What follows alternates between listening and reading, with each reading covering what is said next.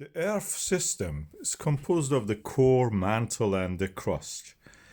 Heat rising from the core creates creeping in the solid mantle, making it behave like paste. It moves upward. It can have convection, as you can see here. And the convection, when it reaches the hard and colder crust of the Earth, it cracks it and creates motion in those cracked pieces.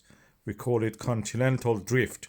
This is plate tectonics practically, and creates earthquakes around the boundaries of the plates, where the uplift of the material creates new oceanic crust, and when it is on the land, creates new land.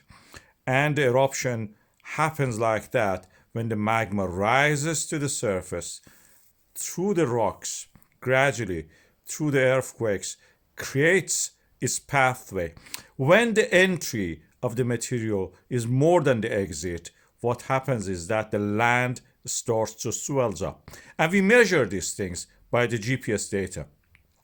The moment that the entry of the magma to the reservoir equals the exit of the material, the land uplift or rising stops. We can measure it. Our GPS data measure the distance between these stations and the satellites in the orbit. And when we plot them on a diagram, we can see the amount of the land uplift or land rise. At the moment, we see that the land rise has stopped. Like what happened in November 2024, just before the eruption, land rise stopped. The entry and exit of the magma to the reservoir was equal. So practically land stopped to rise. It was staying stationary at the level that it was. We are seeing in almost all the stations in that area of the Svartsengi volcanic system, this in Elfdorf, Eskipatskit, Heron, and stations around it like Torbjörn, we see this pattern repeating. The entry of the magma and exit it from the reservoir are equal. Whether this magma is going to erupt or just moving horizontally, forming a laccolith and lopolith, is not clear. If it rises to the surface and create a crack and find a pathway, it may erupt, like what happened in the past. But at the moment, it's very complex. We don't know what is going to happen next. But if it's going to happen, and if it is going to erupt, these are the things that we expect to happen. This is the pattern. I have a video. Watch that.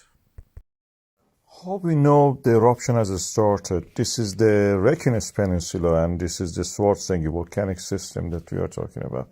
You see a cluster of the earthquakes appearing concentrated in a certain area, in this case near the Svartsengi volcanic system.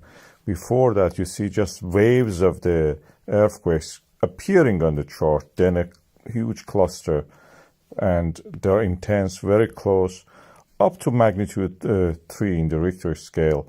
You see the wave coming, the tremors, and on the chart you see them sudden rise in the tremors. That was December 23, this is the January, and this is the February eruption. As you can see, we have a high rise, sudden rise in the tremors, which shows the eruption have started.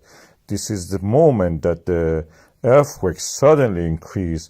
This is breaking through the surface, cracking the rocks, pulverizing them, making way for the magma to erupt. And the moment that it happens, the pressure is relieved. You will see the gases volatile inside the magma actually coming to the surface, pushing the magma upward, creating lava. You see at the depth bubbles rising. This is the crushing moment that happens.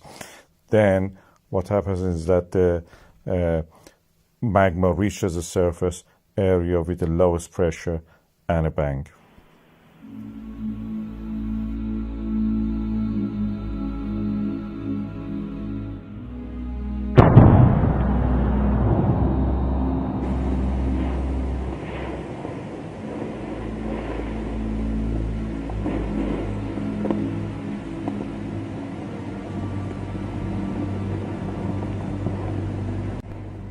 Monitor the situation by looking at the MBL Iceland and the RUV Iceland live on the camera. and just see how it happens in real time. I recommend that you do that. Of course, you could say that you don't need any of this geophysics. You can just look at the cameras and you will see it.